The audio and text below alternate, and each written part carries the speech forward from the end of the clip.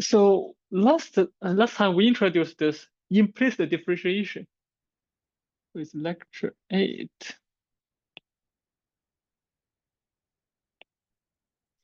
This date.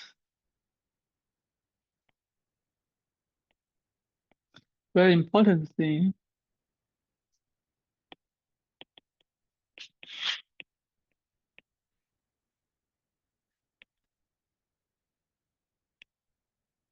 Okay, so we start with one example, x squared. Okay, so this is an equation. But if we let x change, the value of y has to change. So in this sense, y depends on x.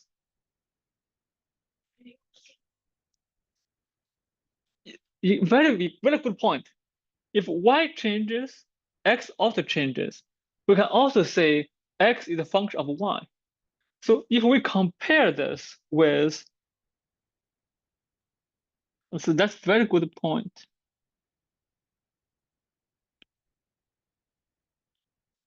So we call this an implicit function. This is an explicit function.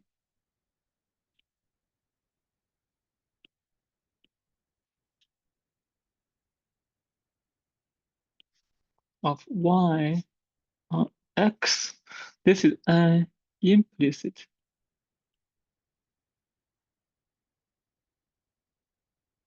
Now we have a choice.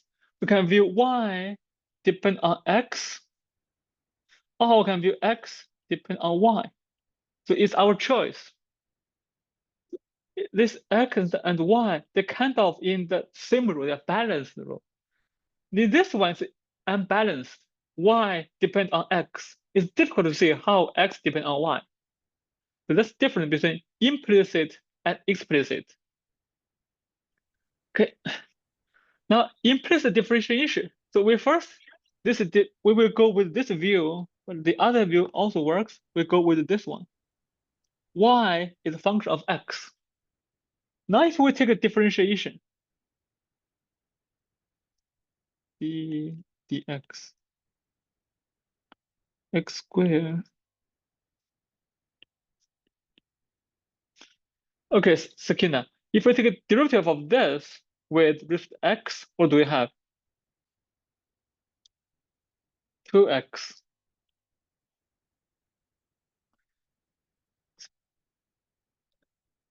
Zichen, what about this one? Do we have 2y or 0 or something else? Okay, so you remember this? 2y, y derivative. So why? So here, because so this is a composition of two functions. The first is y is a function of x. So y is a function of x. In particular, we have dy dx. That's the derivative. And we have this y squared. Y squared, so when we take the derivative of this whole thing with respect to x, but first we deal with the square function. I've seen before, the square is 2 times the base. It's a 2, y squared, so we get a 2y. And then we apply the chain rule. So y with respect to x. Y with respect to x is this. So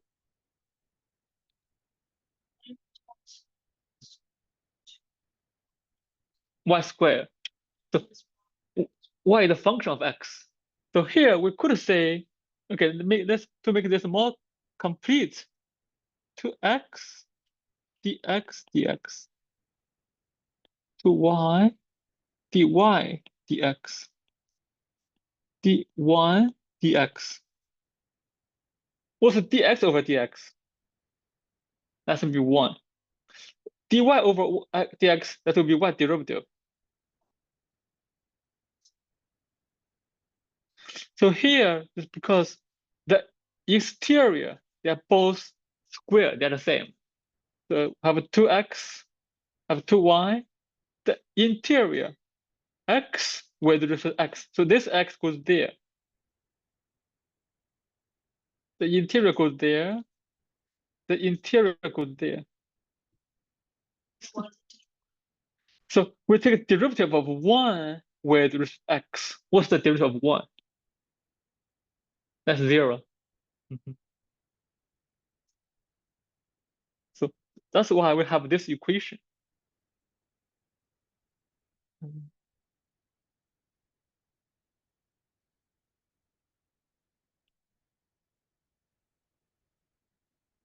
Okay. So here we apply this chain rule, the composition d dx f g x equals f derivative gx. The chain rule.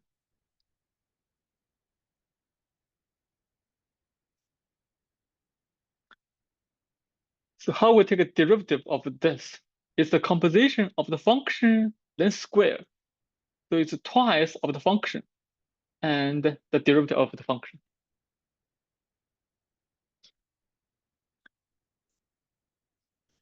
Now we can isolate this y derivative. To isolate this, we subtract 2x from both sides. 2y, we divide 2y.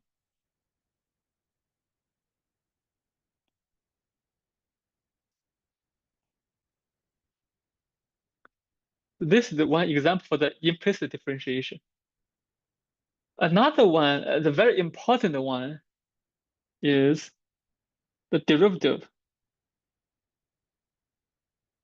logarithm x. What exactly does differentiation? Okay, so it gives us a formula for the derivative, even though we don't have a formula for the function. We don't know what this is, and we don't have to. Yeah, so we have an implicit formula. We didn't go to the explicit formula. Sometimes it's impossible to find it. Y derivative equals negative x over y. What does that mean? Okay, so let's see and see another one. See another one. Okay, we will come back to this later. See another one. See x squared, x cubed, y cubed. Fix this one. For this one, for the previous one, it's still possible to solve the equation to find the explicit formula. But for this one, it's quite difficult.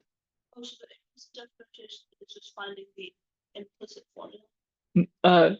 So because What does implicit differentiation do? it give us a way to here, how do you find this y derivative?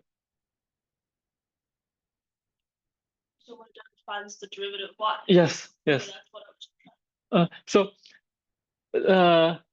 before we learn this implicit differentiation, what we have to do is we first find this function.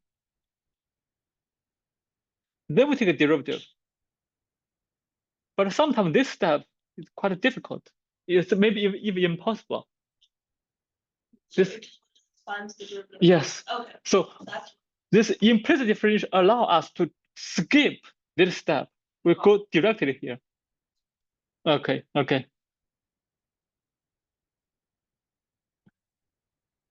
So we skip that step. We go directly. So this is explicit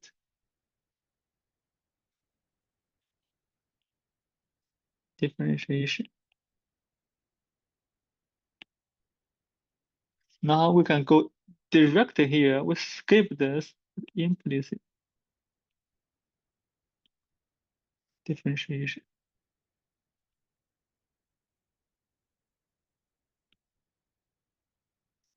So we don't have to go through this step. We skip the one step.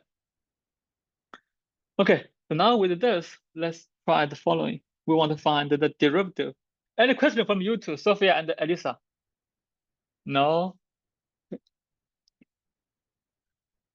So we have one more practice. Find the log derivative of the logarithm.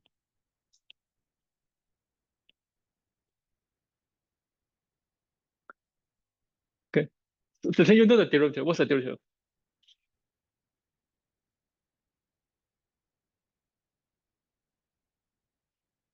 Okay, so Mr. Kenan, have you seen this before? Okay. Sophia. 1/x. Okay, so we will verify y is 1 over x. And Zichen, you have to remember this. You can't say I don't know every time. So because this is a new function, we don't know how to take the derivative directly. But what we know when we define this logarithm function, okay, second, how did we introduce this function? Is the inverse of the exponential, right? Okay, so if we write fx equals exponential, then we know the inverse is logarithm. That's the only information we know. And we will find the derivative using only this information. Okay, to find the derivative of this, so there's some background. Yes, we are going to show that. Okay, that's why we are going to show. So I'll put a question mark over there, and we will answer this question, why? So to prove, so set let.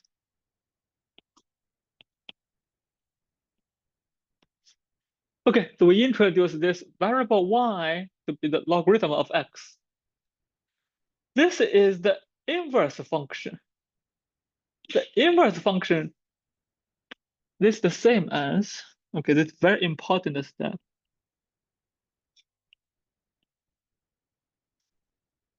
Do you agree with this, Sakina? Y equals logarithm x. The exponential y is x. How do you verify this? Definition. Okay. So this is the basic property.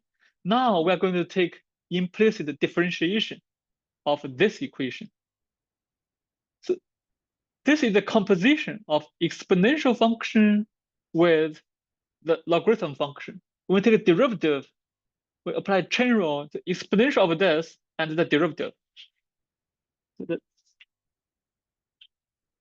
we take a derivative. So equals the derivative of the right-hand side equals 1. So what's the derivative of x with respect to x? Yes, the derivative. Then y derivative is 1. Okay, now the last step, what's e to the y? If we go back to there, e to the y is x. So we can use a substitution.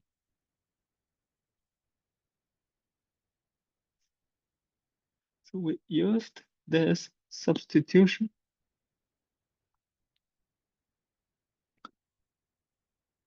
That's how we find the derivative of this logarithm function.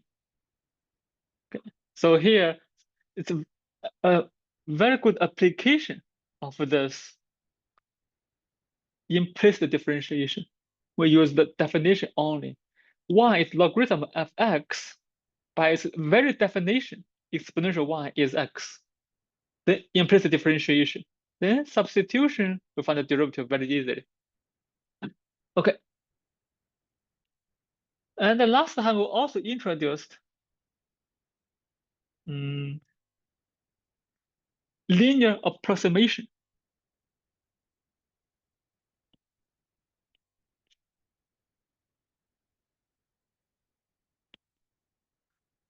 So this linear approximation, we start with equation of a line. So a point line equation.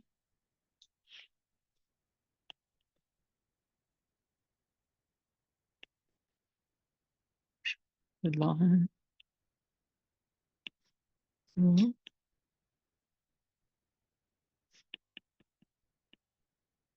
Is a slope.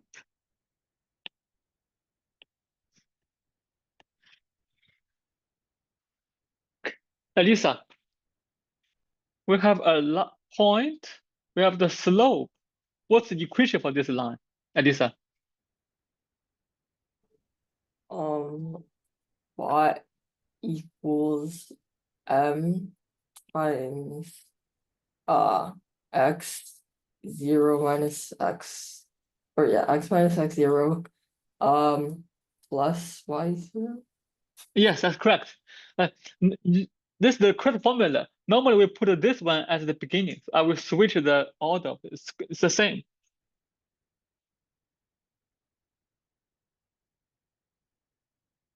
Okay, so that's the equation of the line. Whenever you have a point, you have the slope. This is the point slope formula.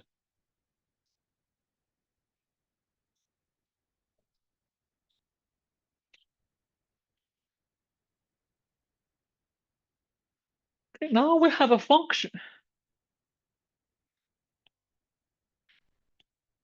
And we have the graph.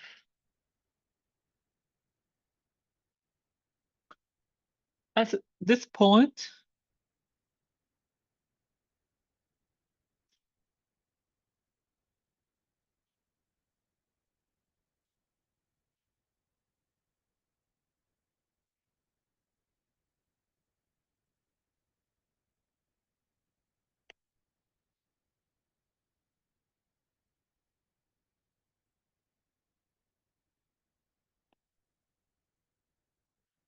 we draw the tangent line.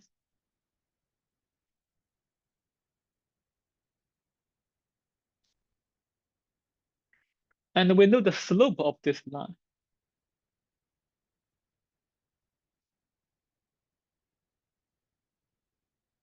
Okay. Now we have a point and the slope.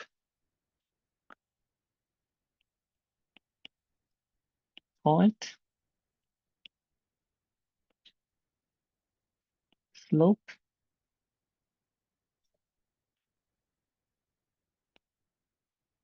Applying this formula, we have the equation for this tangent line. It is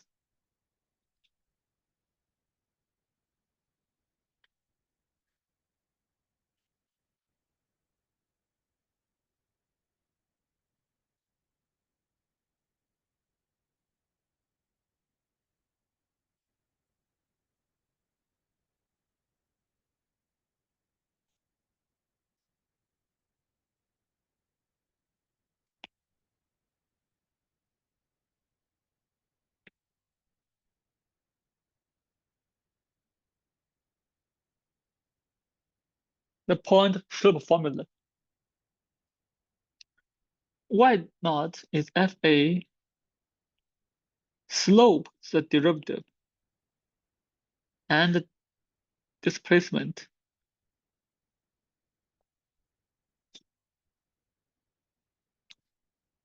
Okay, so we can also view this as a function. If we introduce the following function, Lx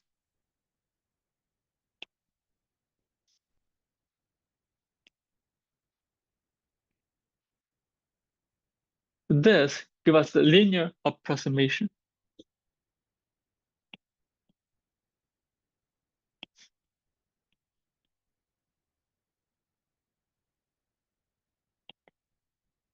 The graph of this linear approximation is the tangent line. So that's the connection between them.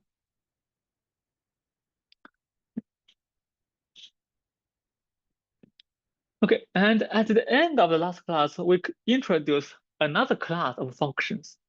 This will be 3.11, hyperbolic functions.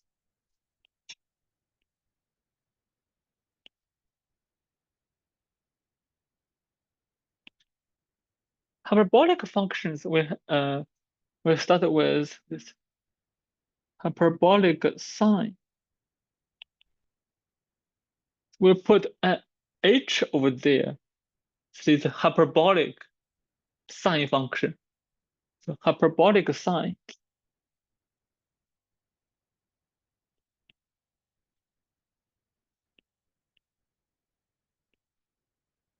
hyperbolic cosine.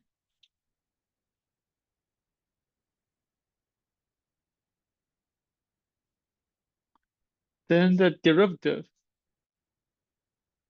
hyperbolic tangent.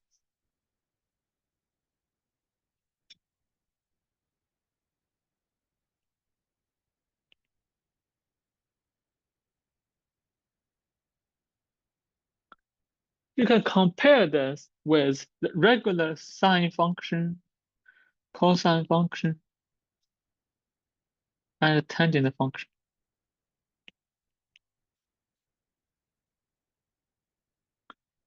So sine function is an odd function.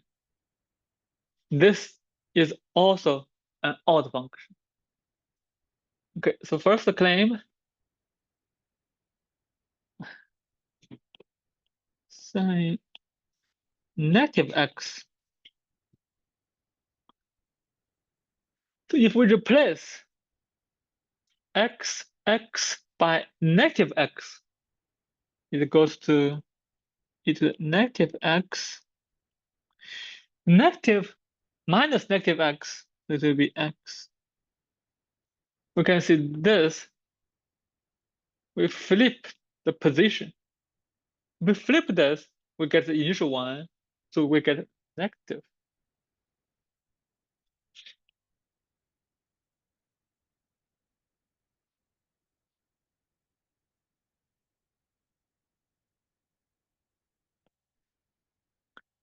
This implies, as we have for sine x, both are odd function.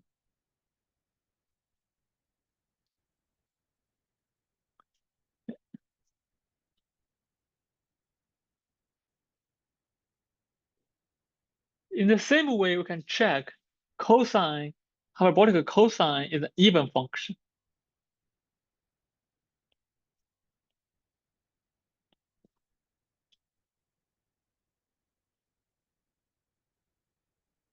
This is because addition is commutative. It's the same as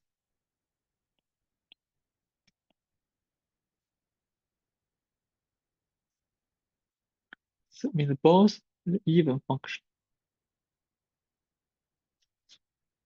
And we have a very important formula that the summation of the sine and the cosine square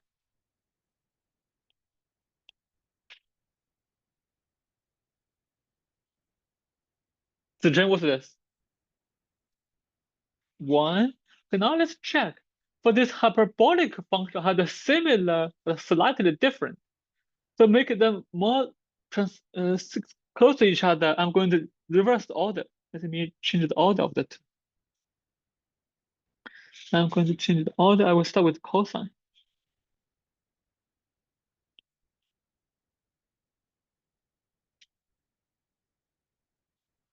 Therefore, hyperbolic function, we will say hyperbolic cosine square, hyperbolic sine square.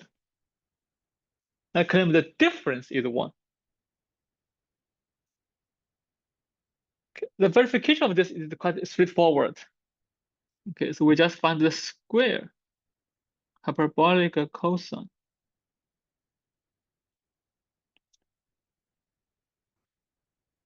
Hyperbolic sine.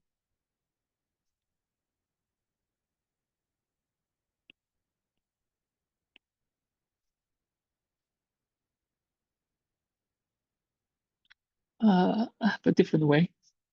Make it even easier. Let me to go that way. To prove this, I have an easier way. So we know that the difference of square, there's a formula for that, Sakina. The difference of two squares, what's that formula? A square minus B square equals to, equals to, yes, we will use that formula. I mean, that will make it easy. Because this equals is cos x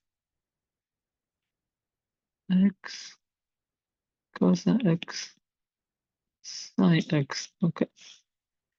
This is 1/2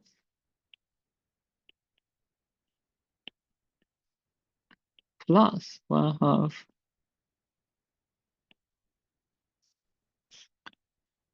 1.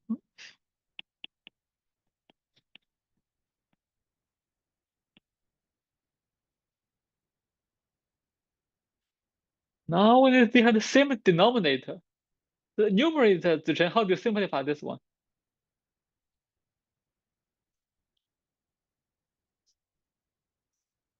We add them. So we cancel this two. And we have 2 on the denominator, so the 2 cancel. Just e to the x. What about the second one? Second one, 1/2. This one cancel with this. This minus minus to the plus. Twice of this. Again, the cancels.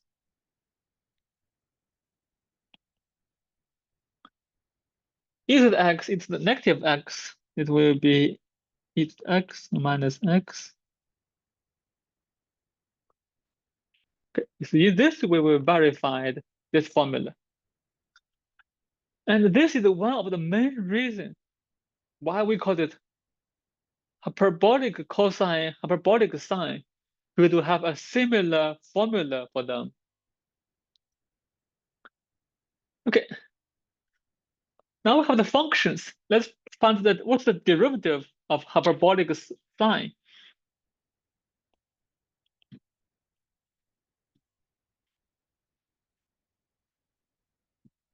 Okay, let's plug in the formula. It's 1/2. Okay, let's take the derivative, see what you get.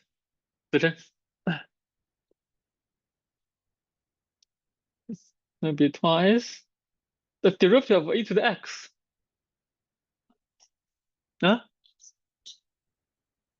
So the derivative of the fraction, because this is the constant.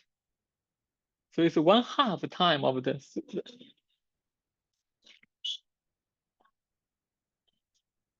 Okay, so at that time, we have several formulas that we can use. We don't have to go to the definition every time. So now we have several formulas. We have to find the derivative of sine, derivative of cosine, derivative of e, derivative of logarithm we just found. So we can use these formulas now. We have the formulas and we're going to use it. So here, because it's a fx, we take a derivative is a f derivative x. Here, this 1/2 is the coefficient. The derivative of the numerator. Okay, Zichen. First one is the x minus.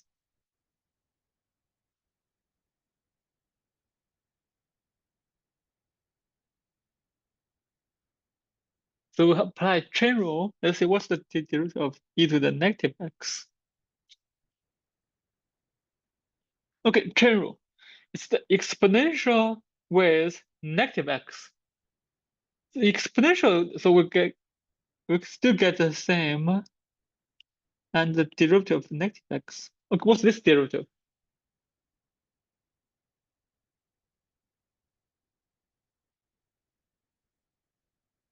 Sorry, copied wrong. What's the derivative of negative x? -1.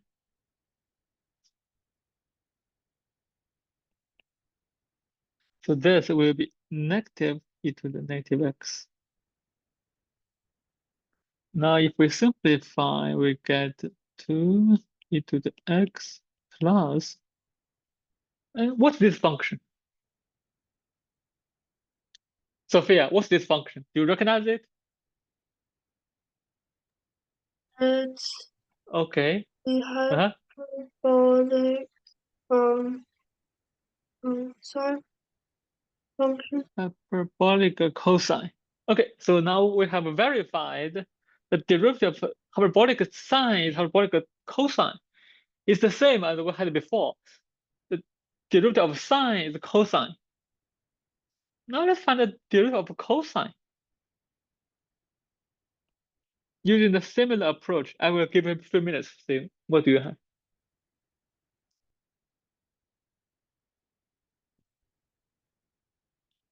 Again, we use the definition of hyperbolic cosine. Let's find the derivative.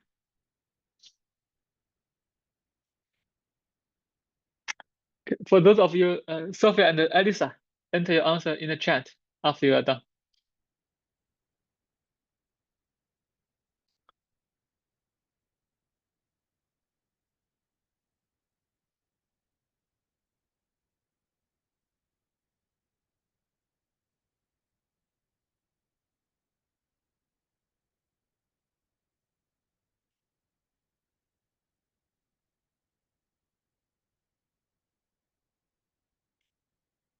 Okay, yes. Okay, yes. Let's make this put higher. Okay, yes. So we find this is e to the x the same.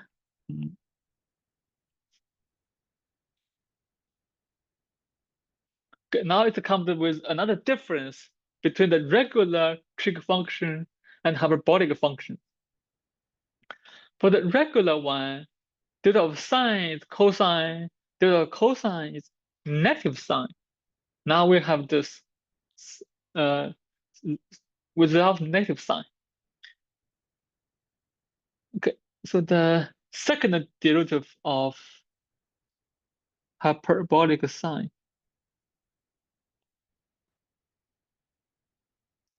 Okay, let's find this. What's the second derivative of hyperbolic sine? What's the second derivative of hyperbolic cosine?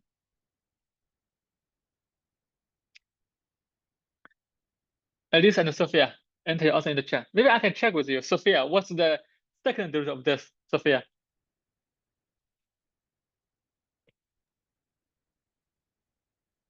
It is So how do you find the sine. second? It's I'm sorry. sine of Okay. hyperbolic. Okay. Hyperbolic sine x. Yes. It's the derivative of the first derivative.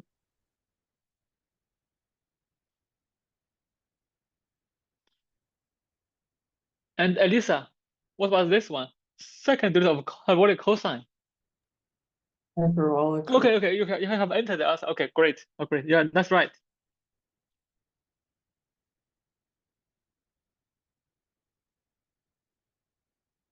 Okay, so some differences between this. And so if we graph this hyperbolic sine function, let's graph them. Hyperbolic sine function.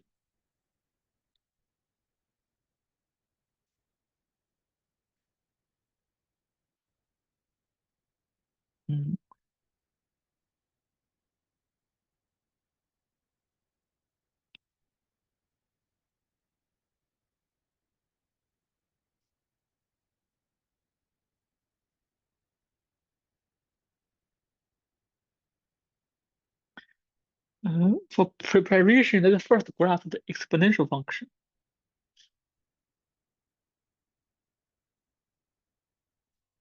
Graph the exponential negative. So this is e to the x. The opposite one.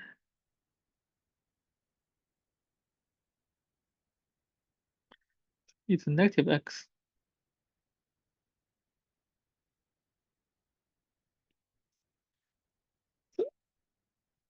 Sakina.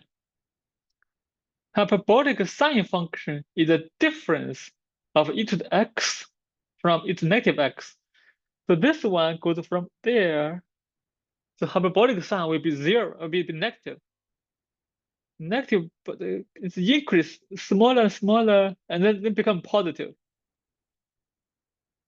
So this 0 over there, so it's -0. So that's hyperbolic sine.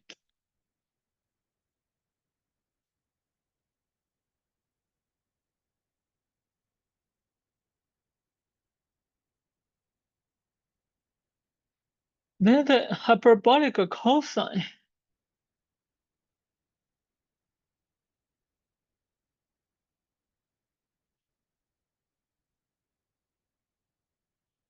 is the average of the two. So it would be something in the middle. It's the average of the two. In the middle, averaging.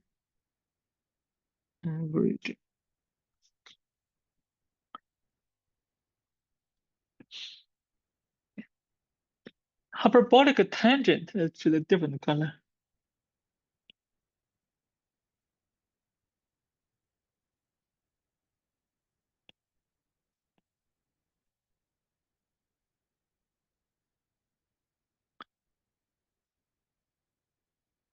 Okay. So if we compare the quotient of them, so this on the numerator, -0, positive. Oh, my drawing is, I have to correct my drawing. Let me see how to make this correct.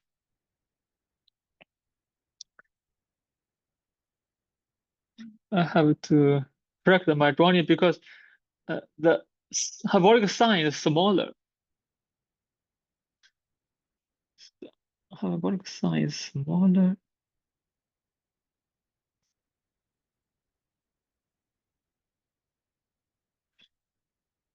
They make corrections. It's the difference and divided by half.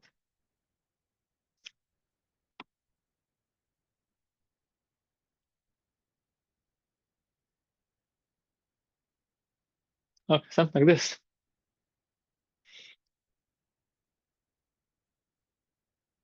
So the numerator is smaller, denominator is bigger, and when x is 0, this is 0, this is 1, so it's a 0 as a 0. This one goes to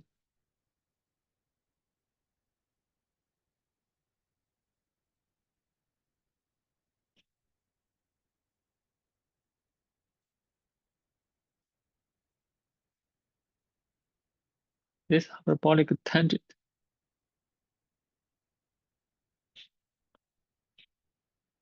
Okay, some summary of this. Hyperbolic sine, even odd function. Cosine, even function. Tangent, odd function, but the value is from -1 to 1 in the strip. And, so because this is an increasing function, it's 1 to 1, it's invertible. Okay, observation fx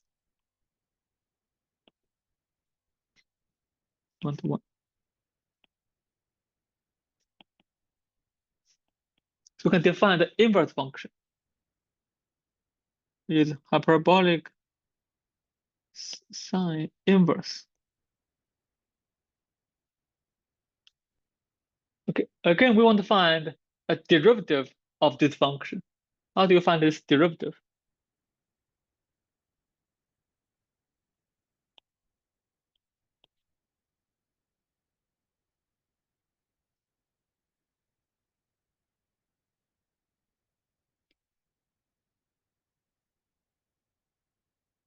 Sophia, what would you do to find this derivative?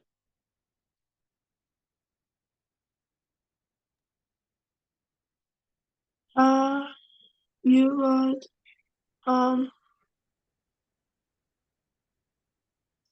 How did we find the derivative of the logarithm? do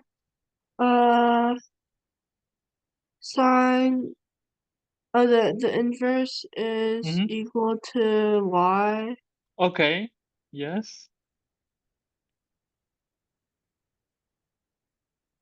And then you would do sine the hyperbolic Yes. y is x.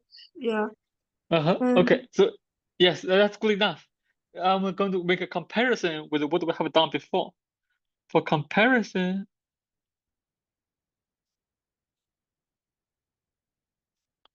to find the derivative of the inverse function,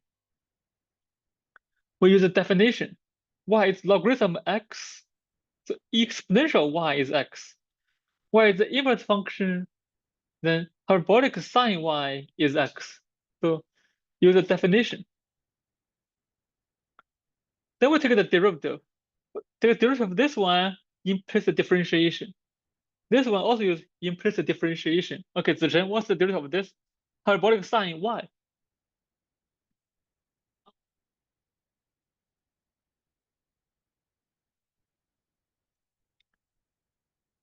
Okay, so first we have a cosine y and y derivative equals 1. We have the same thing over there, y equals 1. Okay, I'm going to make a comparison. So now we can isolate y derivative.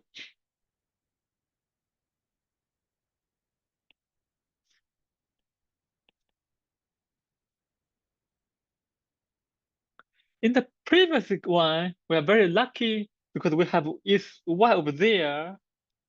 We can simplify this directly. Previous one, luck.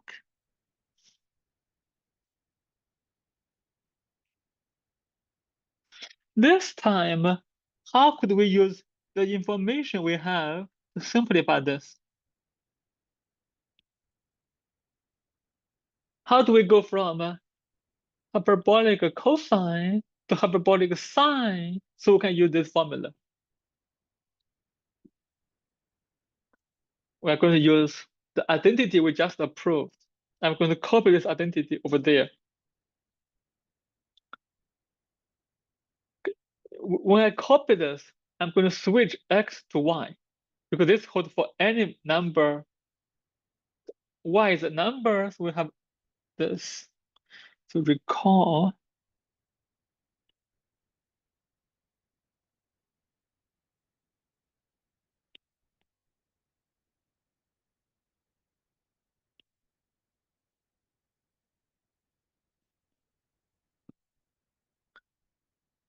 So now we can substitute this by x.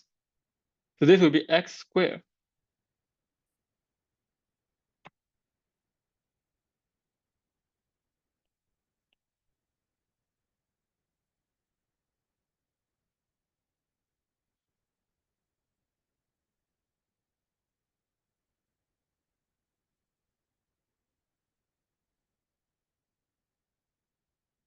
We'll take a square root.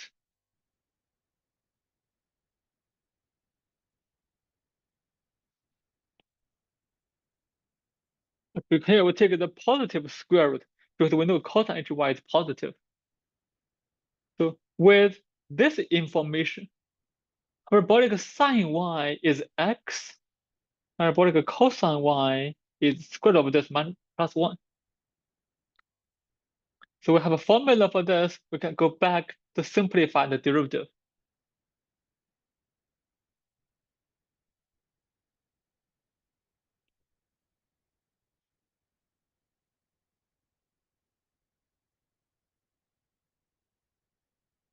In this way, we find the derivative of this inverse hyperbolic sine function.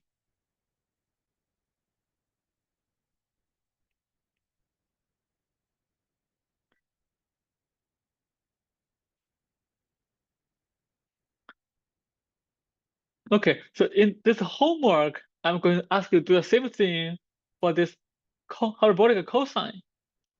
Hyperbolic cosine is not one-to-one, but it's one-to-one on this interval.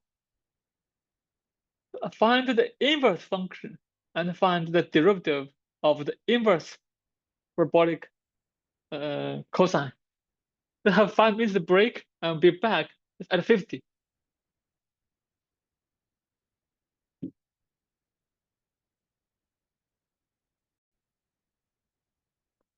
Okay, so this is about the hyperbolic functions. We will learn more about this in the future. But now we just have a feeling of it. It's not very difficult. It's very similar, but with some differences to our regular trig functions. And now we move to another chapter, chapter 4.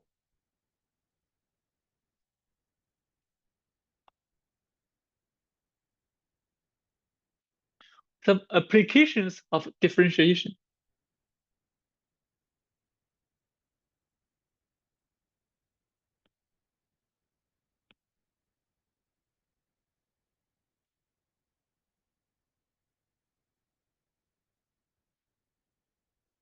Okay, if you remember when Professor Drew here was here, we talked about the difference between the differentiation and the derivative.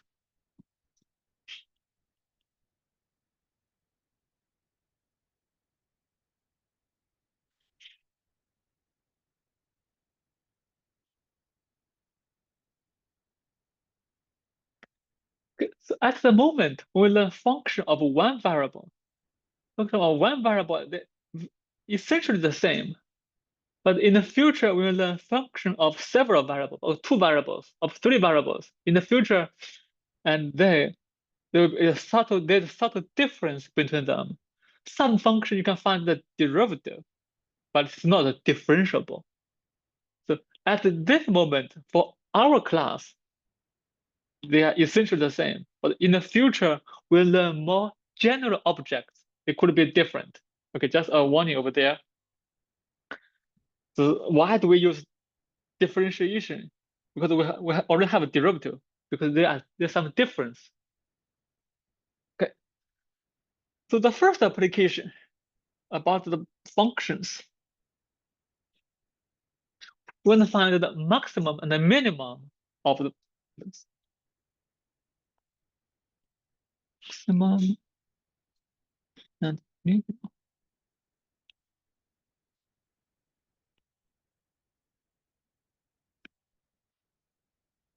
The definition is quite straightforward. It's what you would expect.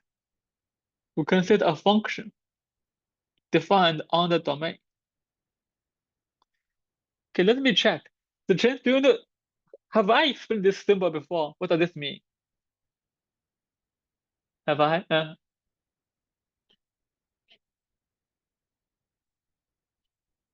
Okay, so this is, let's say, an interval from A to B. And this means X is a number in this interval. Okay, that means X is a number in the set. Normally it's an interval.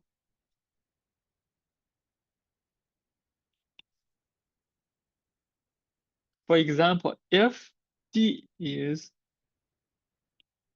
A to B, then that means A less X less B. Okay, the meaning of this.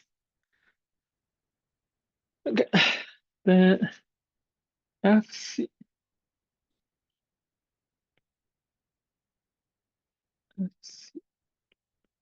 is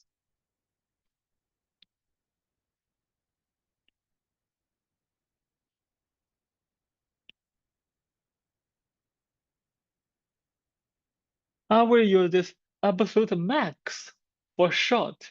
Otherwise, I would say absolute maximal value. Absolute max means absolute maximal value.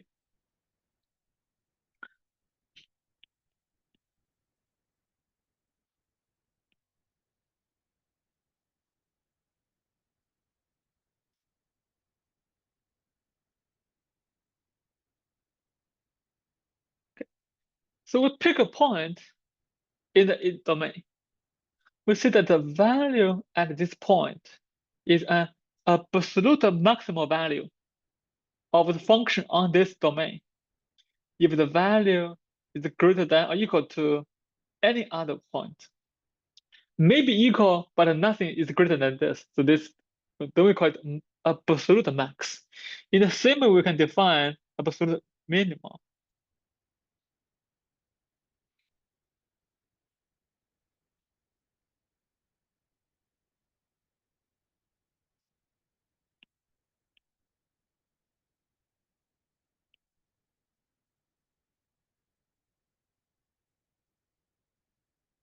the definition is exactly the same, but we just switch this greater than equal to less than or equal to. We have two definitions. If we look at the graph, how do we find this absolute max? If the graph looks like this,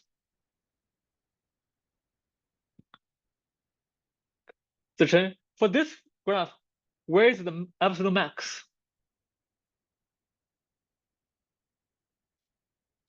Okay, at the top. Where is the absolute minimum? Oh, over there. Let's try another one. So Kina, about this one, absolute max, absolute minimum, bottom,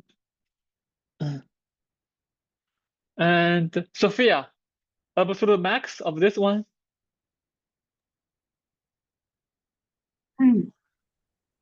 It's the top point. Absolute minimum.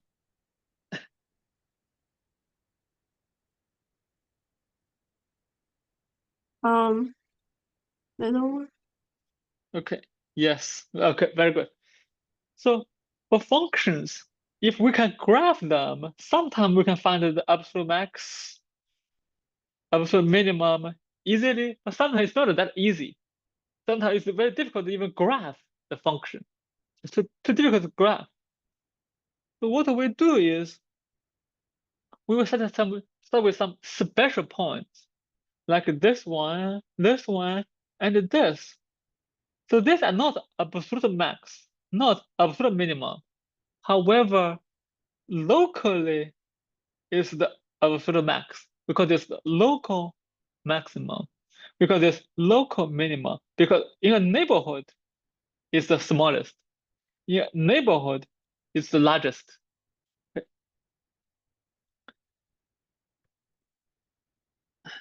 Fx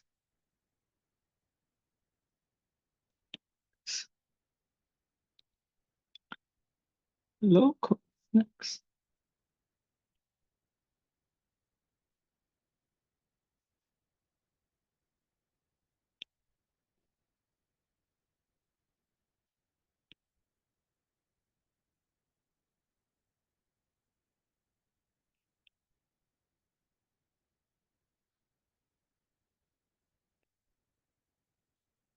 Okay, I'm going to make something later, but let's first write down this definition. Local mean.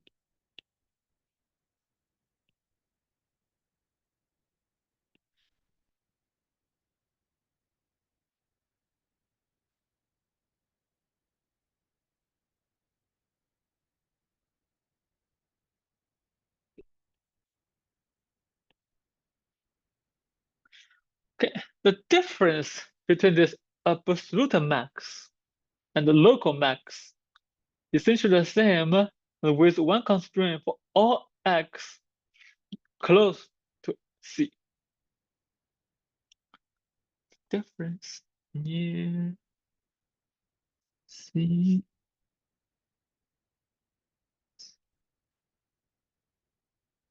Okay. This absolute max if this holds for all x unconditionally. Local max if this holds for all x near C. Then that's what we call local. For this one, locally is max. If we go a little bit further, it may fail, but it's not close. There's still a local max, local minimum. Okay. So some properties when we observe these 2 points.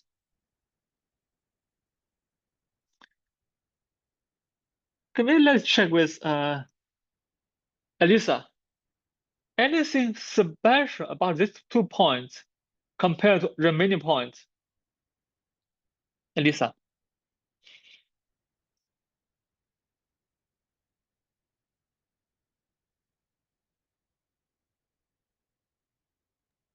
Um, I don't know. Compare with this. Compare with this. With this. Oh, no slope. Okay, very good observation. Over there, the slope is 0. Slope is 0. Okay, that's a very good observation. So now it's our, in fact, this is a very important theorem.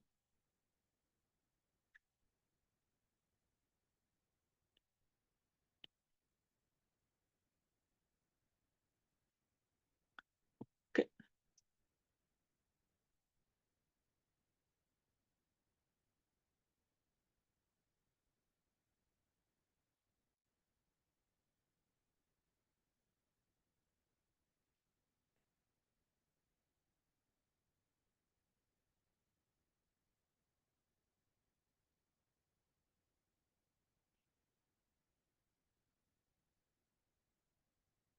Okay, the theorem says that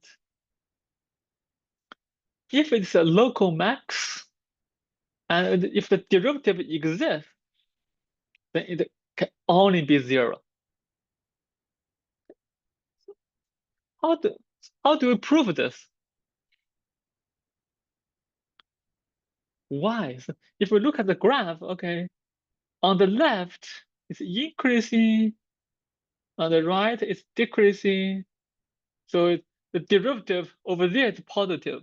Derivative over there is negative. Derivative must be there somewhere. Okay. The proof is essentially the same. So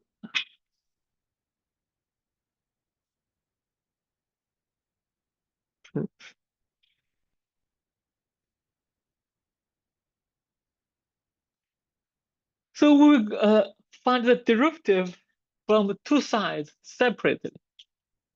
When x bigger than c.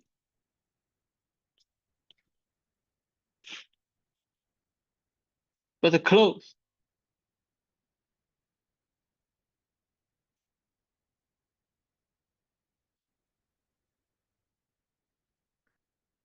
Okay, so the denominator is positive. What can we say about the numerator? So C is the local maximum. If x is very close to C, we have this inequality. Okay, now what can we say about the numerator? Zhichen, think.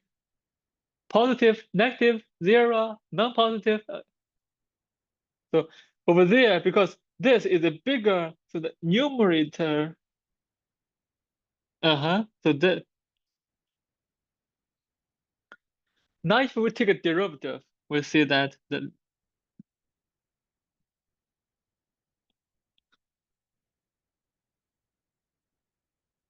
the same way, we consider the other side.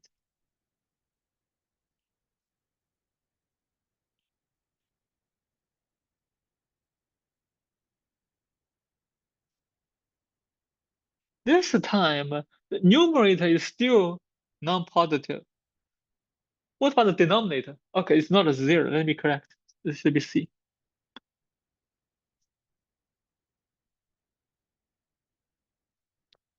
What can we see about the denominator, Sakina? Positive, negative. So this time, this is negative. So the quotient will be non-negative. If we take a limit, we see that the derivative, this time, non-negative. Okay, from one side is non-negative, non-positive. The other side, non-negative. From together, what can we, Sophia, what can the derivative be?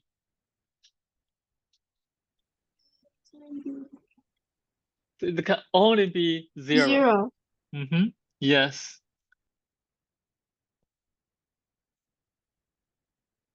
So this is a very important theorem.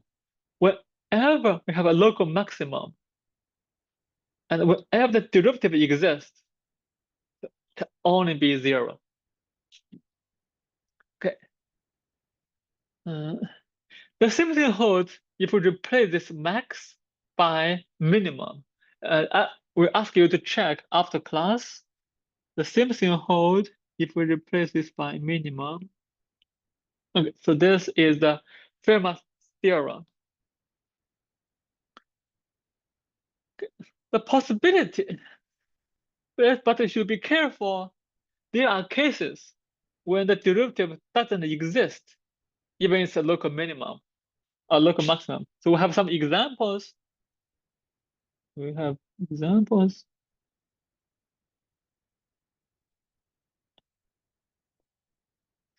The graph looks like this. Oh, that's terrible. Let me redraw.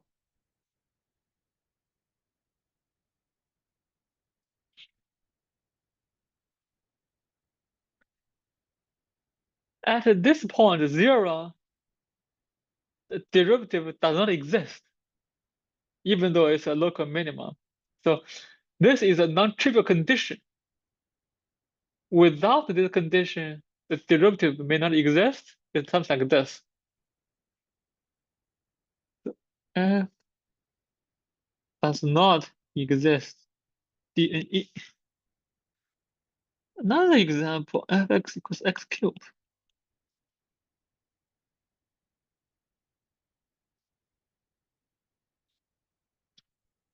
The graph looks like this.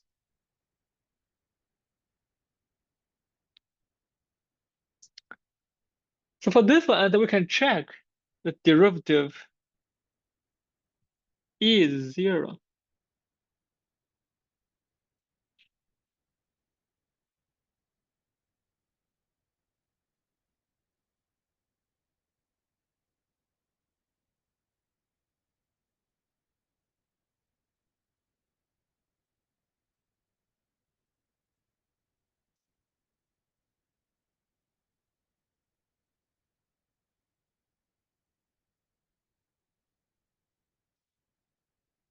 So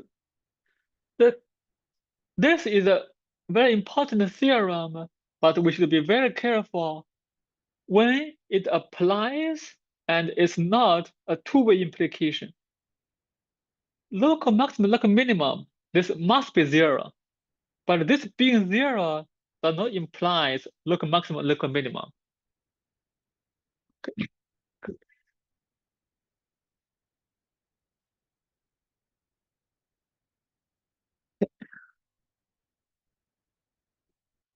Okay, so because of this, we will introduce another notation.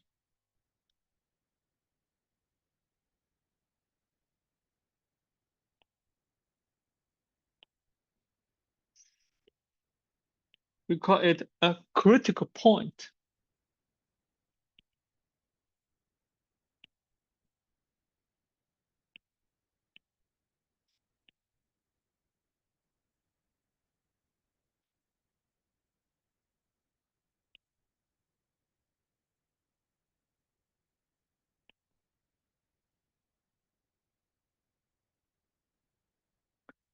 If you go to read the book, in our book, he used critical number.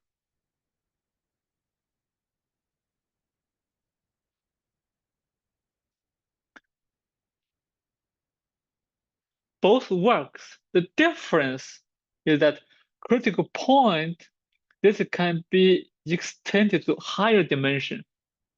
We have a function of one variable, this is a number. If I have two variables, 3 variables, you get a point instead of a number. So this also holds for higher dimensions. It's a critical point if either the derivative exists and is 0, or the derivative doesn't exist. Okay.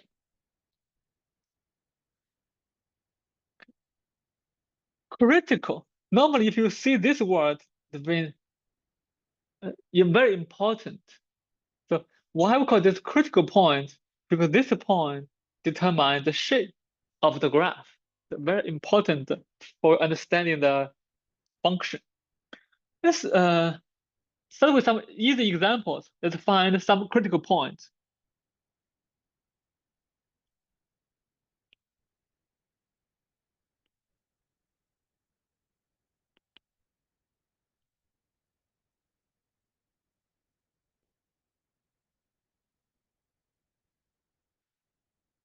Okay, so for this function, how do we find the critical point? The critical point is when the derivative is 0. So what we do is we first find the derivative and see when it's 0. Okay, Zichen, what's the derivative?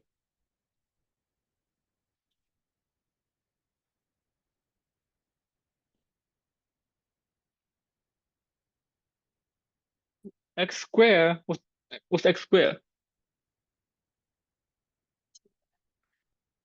2x minus 4x. What's the derivative of that?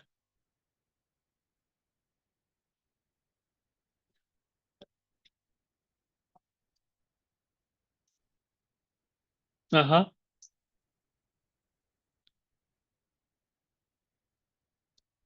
Yeah, you should remember some formulas. You don't have to go through the whole process again and again.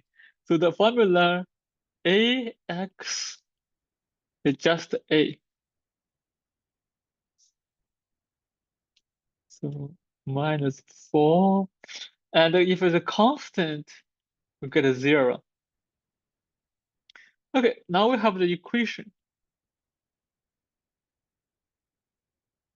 What's the solution? Sakina.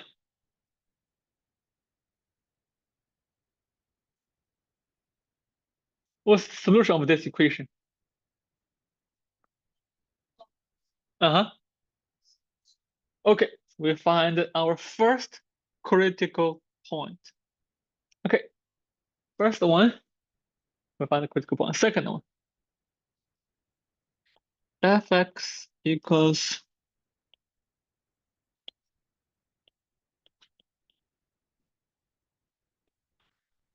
Okay, let's find the critical point. Sophia, what's the first step to find the critical point? Find the derivative. Derivative, nice. Okay, I will give you a few minutes to finish this. 3x squared Uh-huh. minus 6x. Okay. So 3c squared, 6c is 0. How do we solve this? Divide by 3. So we Or can you could just factor factor out 3c. 3c, c minus 2 is 0. So it's either c is 0 or c is 2. All right, yes. So for the first function, we found only one critical point. Second function found two critical points, is where the derivative is 0. Because they are polynomials, the derivative exists everywhere. Okay, now we can reformulate the previous theorem. The theorem says that if the local max, if it exists, it must be a critical point. Now we can reformulate Fermat's theorem.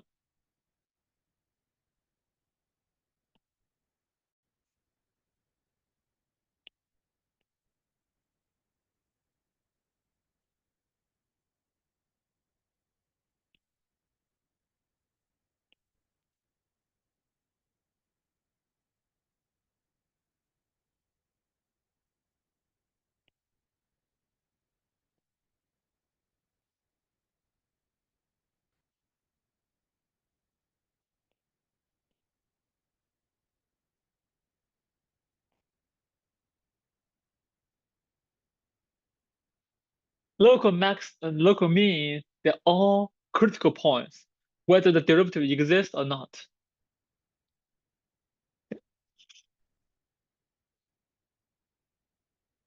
Okay, so to find the local max, local minimum, we can find the critical points, and then we can check whether it's a local max, local mean, or neither.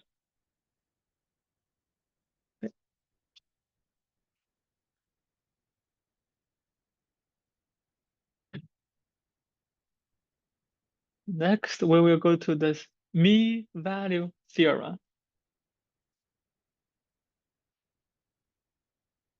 very popular theorem, mean value.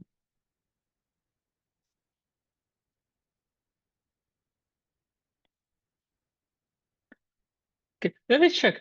How many of you have a driver license? Have you driver license? Do you know? Sophia and Elisa, do you have driver license? No. Okay, no, okay, that will be okay. Let me give you an example. Suppose you ride with your parents. You leave in the morning at 9, and after hour you arrive at some place that is 100 miles away. Okay, that's the assumption. It's not real, but it's assumption. Then I claim you must be speedy at some time. Is that right? Because this average. So if we start at time 0, at f0 is 0, and at time 1, we traveled to somewhere 100 miles away. Then we must be speeding during some of time, because we may go slow at the beginning, slow at the end, but we have to travel the distance. So somewhere we have to go above the speed limit. So that's if you search online, there's someone give a lecture about this, about how the police officer determine if someone is speeding between depending on the time they enter the freeway and time they exit the freeway. Okay, so this mean value theorem, we will start with a special case and use a special case to derive the general case. The special case is called row theorem. Let's start with a special case.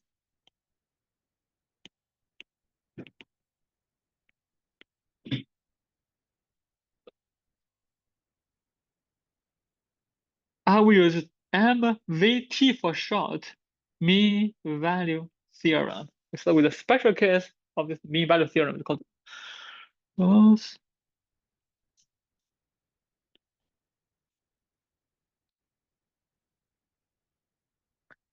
Consider a special case.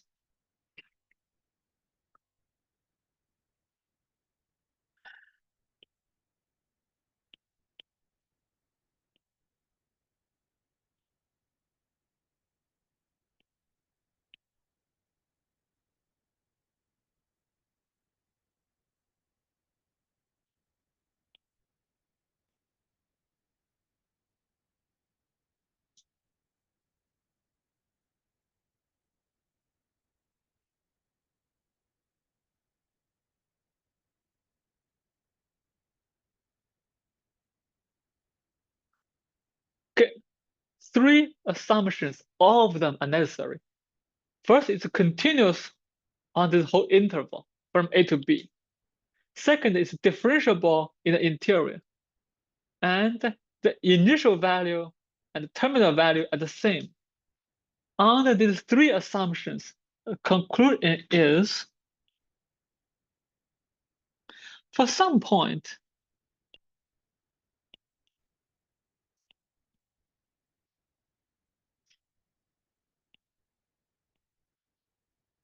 the derivative must be 0. The proof is very simple. Proof.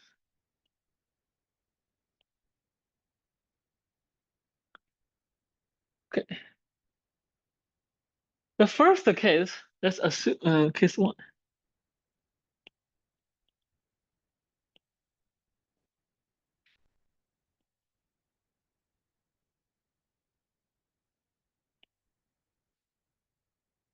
At some moment in between, the value is bigger than initial value.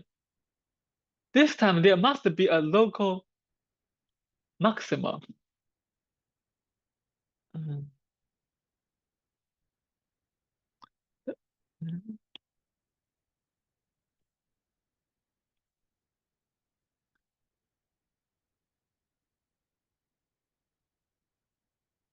maximal value.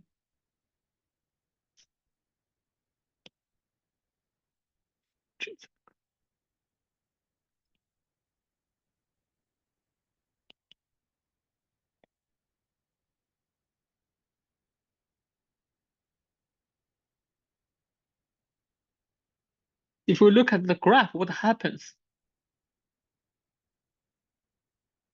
For the axis, this is A and B. They start and end at the same level. If somewhere is larger than this, the graph has to go something like this. It may go even bigger. It may go crazier. Either way, there must be a local max at where there's no slope, so the derivative is 0. Second case. Okay, here it's also possible. Okay. X less than FA for some X. Then there must be local minima.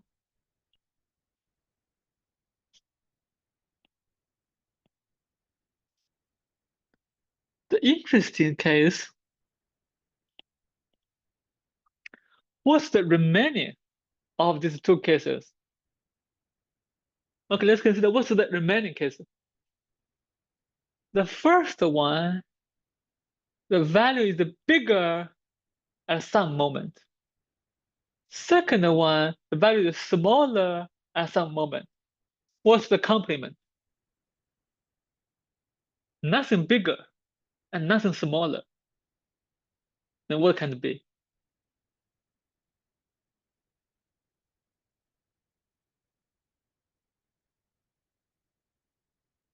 Okay, the complement of this, nothing bigger. So the complement of one, complement one,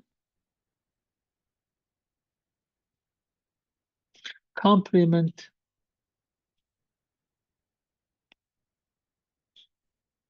of two,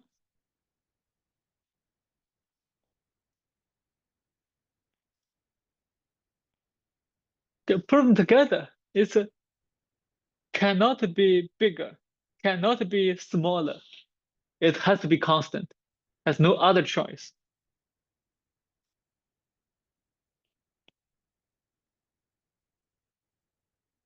For all x, it's a constant function. Okay, what's the derivative of constant function? 0. Okay, so now fx0 for all x. So every point is a critical point. Okay, a short proof of this Rolle's theorem. If it's a differentiable, it's continuous and differentiable with the same endpoint, there must be a critical point. It may oscillate, it may go up and down,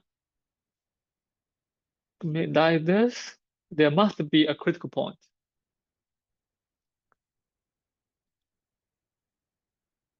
Okay, and the general case, mean value theorem. The same hypothesis, f is continuous.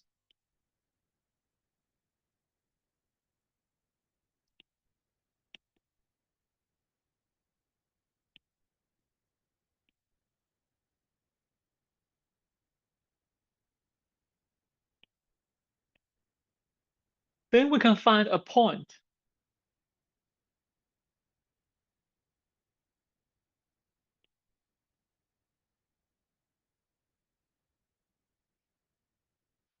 such that the derivative at this point increase the mean velocity.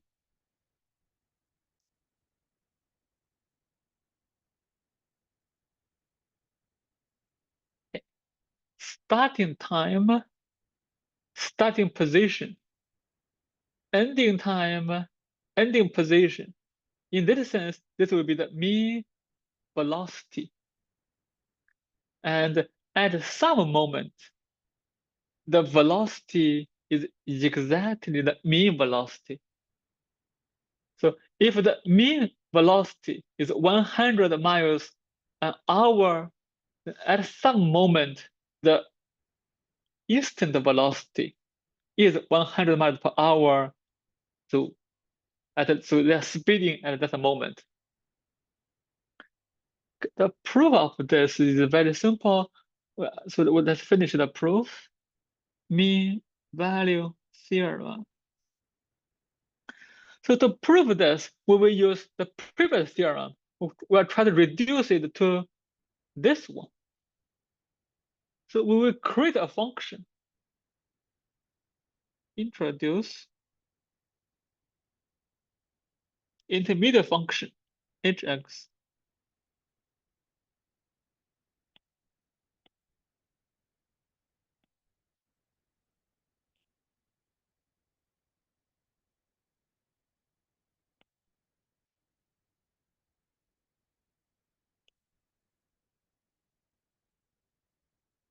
Looks complicated. Looks complicated, but there's some very special properties of this construction. First, let's check what's HA. If we replace x by a, what do you have?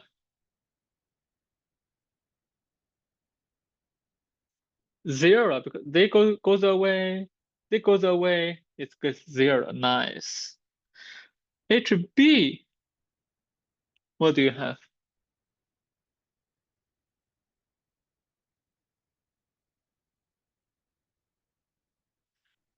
FB minus FA.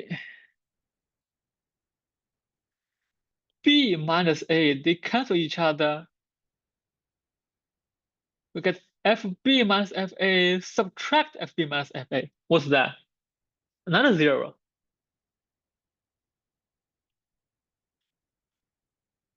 Okay, then we can apply the Rolle's theorem.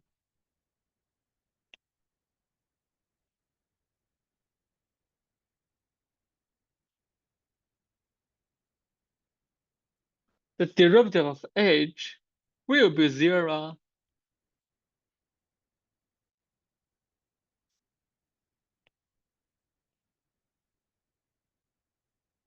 And somewhere in between. Then this derivative being zero is exactly when f derivative is this.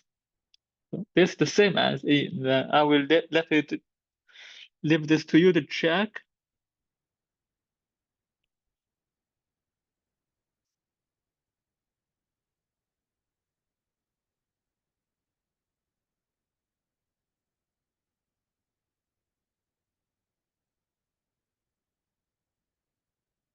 Okay, so we stop here and let me start recording.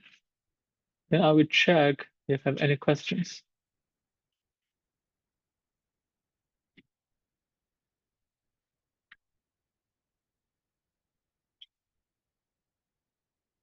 It's easy to stop.